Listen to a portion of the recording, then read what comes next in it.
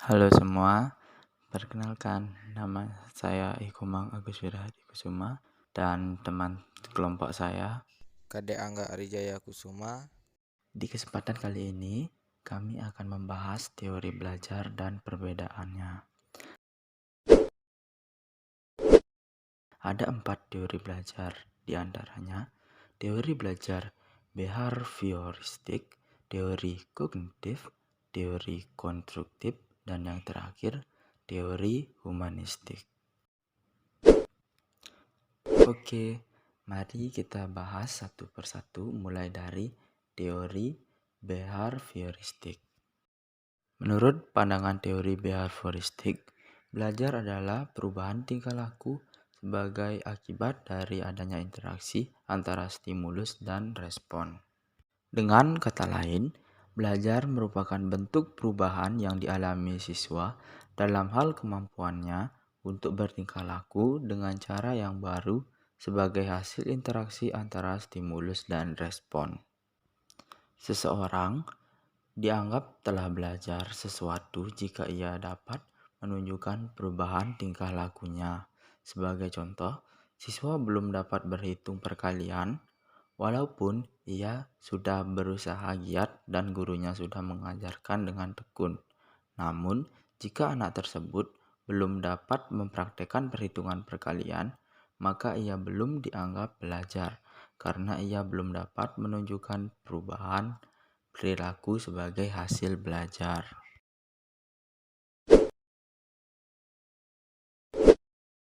Berikutnya, yang nomor 2, teori belajar kognitif. Jadi teori ini lebih mementingkan proses belajar daripada hasil belajarnya. Model belajar kognitif merupakan suatu bentuk teori belajar yang sering disebut sebagai model perseptual. Model belajar kognitif mengatakan bahwa tingkah laku seseorang ditentukan oleh persepsi serta pemahamannya tentang situasi yang berhubungan dengan tujuan belajarnya. Belajar merupakan perubahan persepsi dan pemahaman yang tidak selalu dapat terlihat sebagai tingkah laku yang nampak.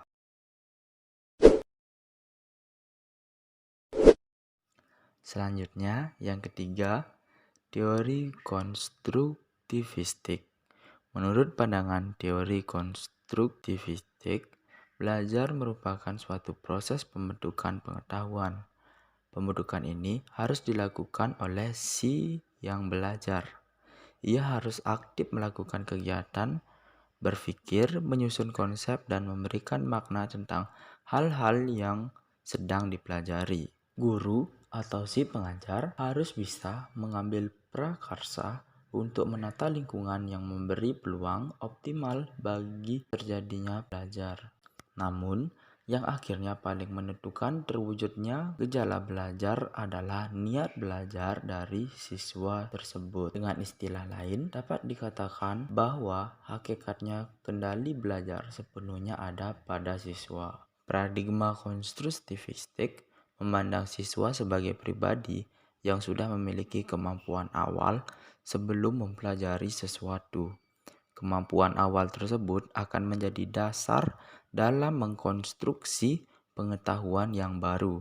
Oleh sebab itu, meskipun kemampuan awal tersebut masih sangat sederhana dan tidak sesuai dengan pendapat guru, sebaiknya diterima dan dijadikan dasar pembelajaran dan pembimbingan.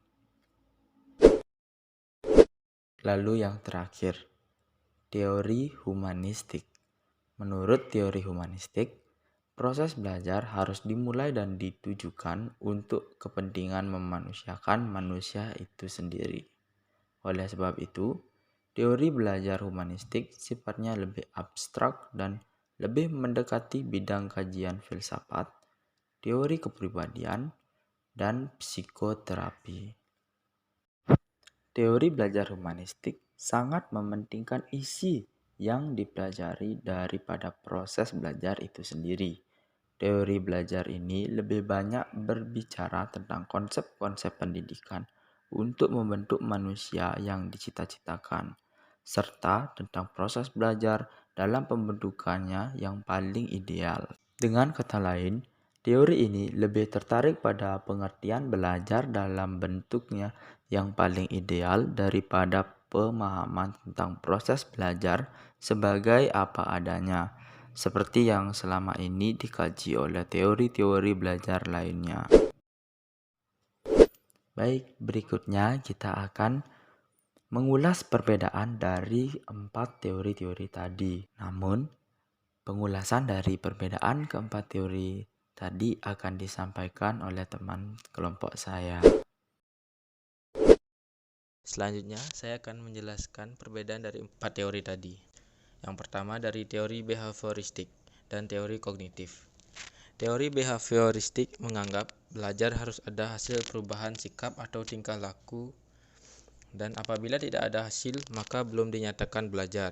Sedangkan teori kognitif menganggap proses dari pembelajaran lebih penting, jadi walau belum ada hasil yang sempurna, namun sudah melalui proses yang benar dan ada peningkatan pemahaman, maka sudah dapat dikatakan belajar. Kemudian, perbedaan yang kedua antara teori konstruktivistik dan teori humanistik yaitu teori konstruktivistik menganggap niat belajar dari siswa itu sendiri merupakan hal terpenting untuk proses belajar itu sendiri. Teori ini menyatakan bahwa siswa diharuskan aktif dalam mencari atau bertanya tentang pelajaran itu sendiri kepada guru ataupun pengajarnya. Sedangkan teori humanistik menganggap bahwa isi dari apa yang dipelajari lebih penting dari proses belajar itu sendiri, sehingga guru atau pengajar harus lebih aktif memberikan pelajaran agar siswanya dapat memahami isi dari pelajaran tersebut. Jadi, itu tadi video pembelajaran dari kelompok kami tentang teori-teori belajar dan perbedaan di dalamnya. Terima kasih sudah menyaksikan video kami.